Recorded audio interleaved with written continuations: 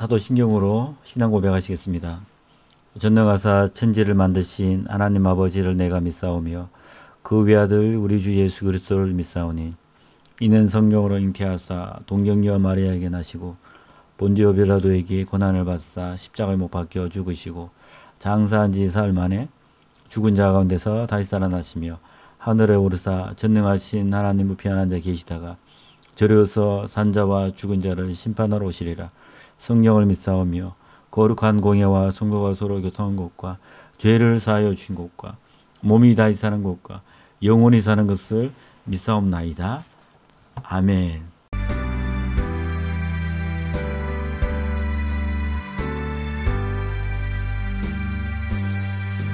나 같은 죄인 살리신 주 은혜 놀라와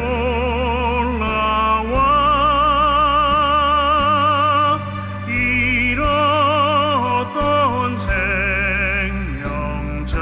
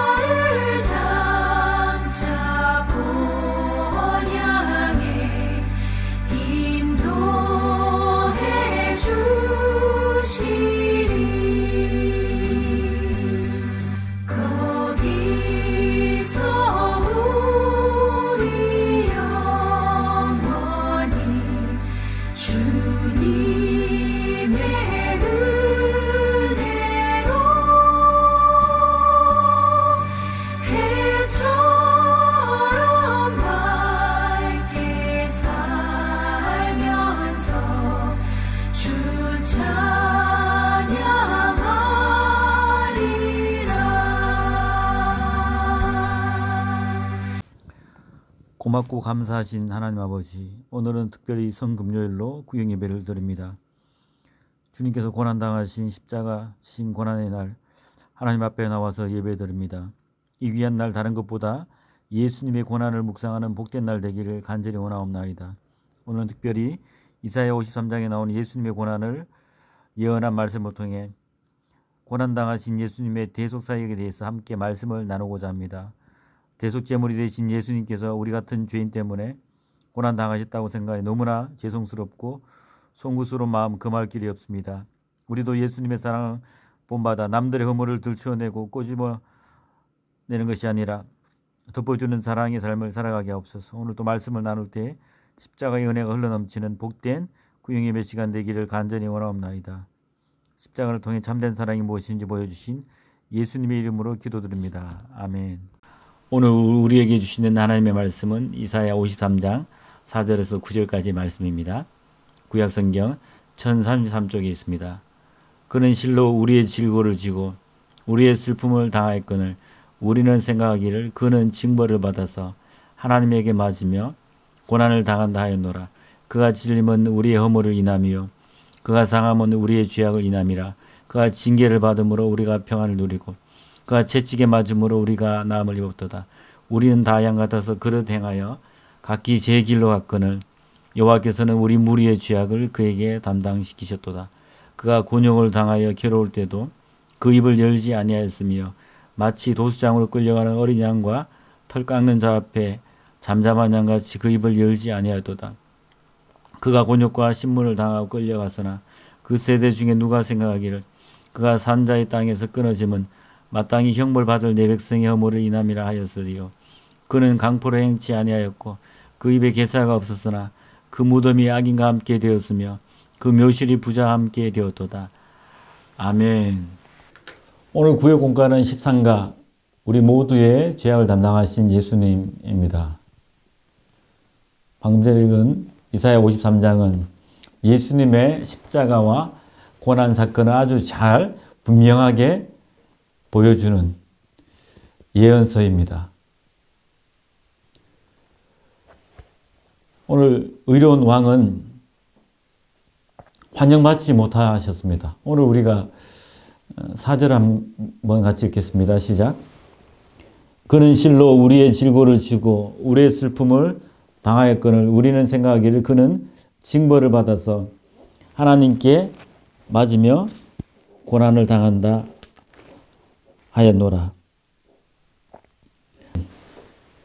요한복음 1장 11절에 보면 그가 세상에 왔으나 자기 백성이 영접지 아니하였으니 라고 되어 있습니다.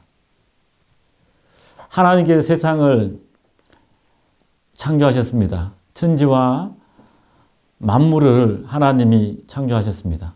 그러므로 이 세상은 하나님의 것입니다. 하나님의 땅입니다. 하나님의 소유입니다. 그런데 오늘 어떻습니까?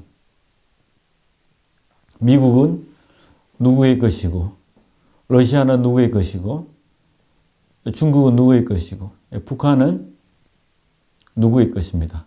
개인이나 국왕이나 대통령의 소유처럼 보여집니다.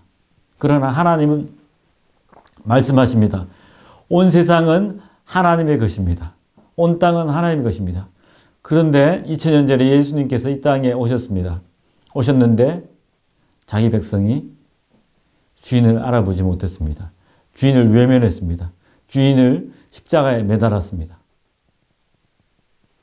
우리가 요한복음을 천천히 읽어보면 예수님께서 자기 백성들에게 외면당한 사건들을 잘 볼 수 있습니다. 요한복음 5장에 베데스다 연못에 38년 된 병자를 예수님께서 고치셨습니다. 그러자 사람들은 예수님을 핍박하고 박해하기 시작했습니다. 요한복음 8장에 보면 가늠하다 현장에서 붙잡힌 여인이 예수님 앞에 끌려옵니다. 왜냐하면 사람들이 예수님을 책잡아서 구속하려고 했기 때문입니다. 예수님을 어려움에 빠뜨리려고 했기 때문입니다.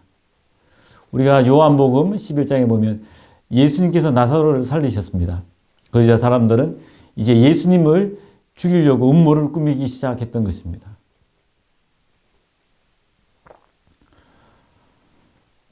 이것이 고난받는 종의 모습입니다. 예수님 지금도 온 세상을 통치하고 계시는데 사람들은 오늘날 어떻게 살아가고 있습니까? 인간이 이제는 신이 되려고 합니다. 인간의 노력과 수행과 금식, 침묵, 수행을 통해서 신의 경지로 인간이 신이 되려고 하는 수많은 종교 사상들이 난무하고 있습니다. 서울시장 선거에도 그와 같은 사람이 또 출마하기도 했습니다. 그런데 진정한 이 땅의 주인은 하나님이십니다. 하나님께서 이 땅에 내려온 사건이 성육신 사건입니다. 그런데 사람들은 예수님을 거절하고 있습니다. 오늘날에도 수많은 사람들이 예수님을 환영하지 않고 거절하고 무시하고 멸시하고 있습니다.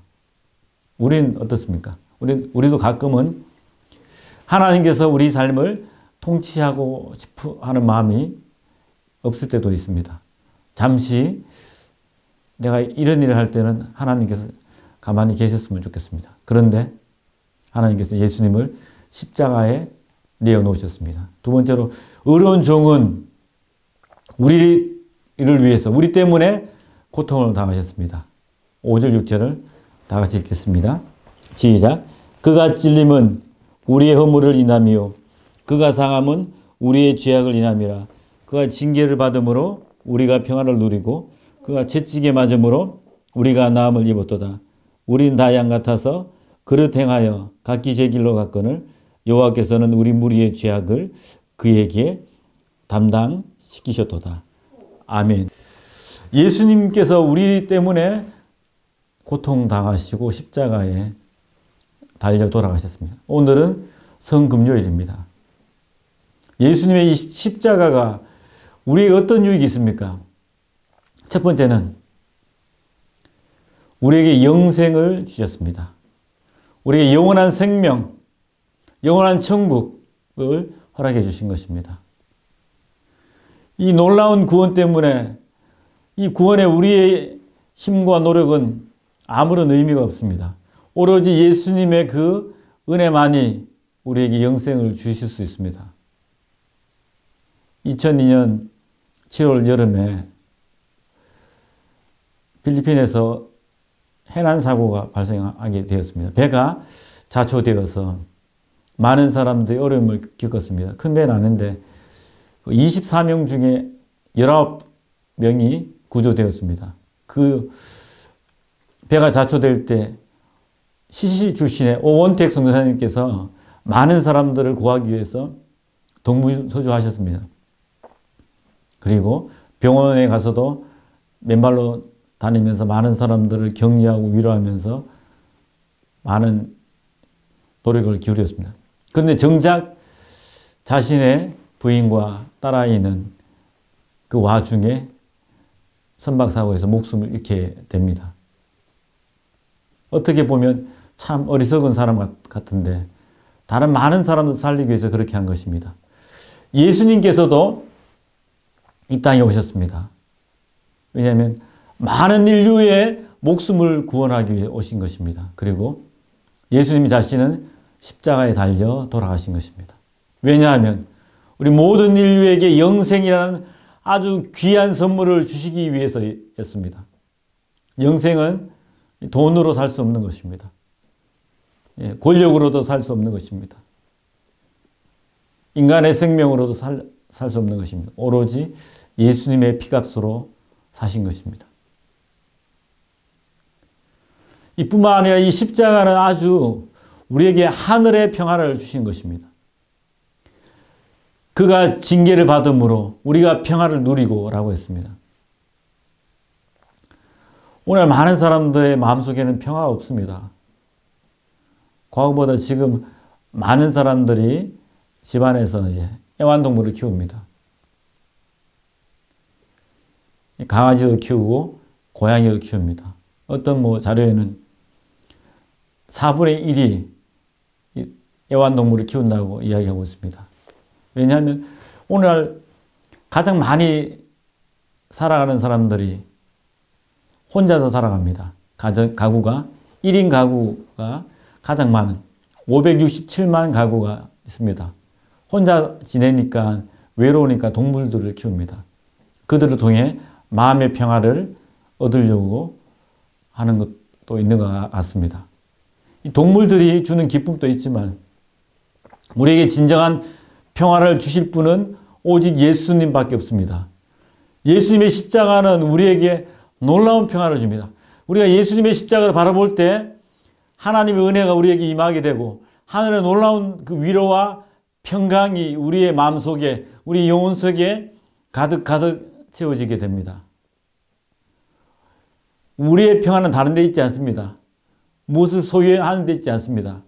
예수님을 바라볼 때 우리의 구원의 주가 되시고 우리 삶의 힘이 되는 예수님을 바라볼 때 십자가를 바라볼 때 참된 평화가 우리에게 깃들게 됩니다. 세 번째는 십자가 유익 이것입니다. 치유입니다. 예수님께 이 땅에 오셨을 때 세 가지 사역하셨어요. 먼저 첫 번째는 가르치는 사역하셨습니다. 두 번째는 복음 전파. 세 번째는 치유 사역을 하셨습니다. 예수님께서 수많은 병자들을 고치셨습니다. 유대 땅을 다니면서 병든 자에게 안수하시며 그들을 새롭게 하시고 치유하시는 의사로 이 땅에 오신 것입니다. 오늘날에도 수많은 병자들이 있습니다. 가장 힘든 사람들, 신방을 하다 가장 힘든 사람들은 병원에 계신 분들은 아닙니다. 심적으로 마음의 병이 생긴 분들입니다. 우울증으로, 불면증으로 고생하는 분들입니다. 그들을 볼 때 너무 마음이 아픕니다.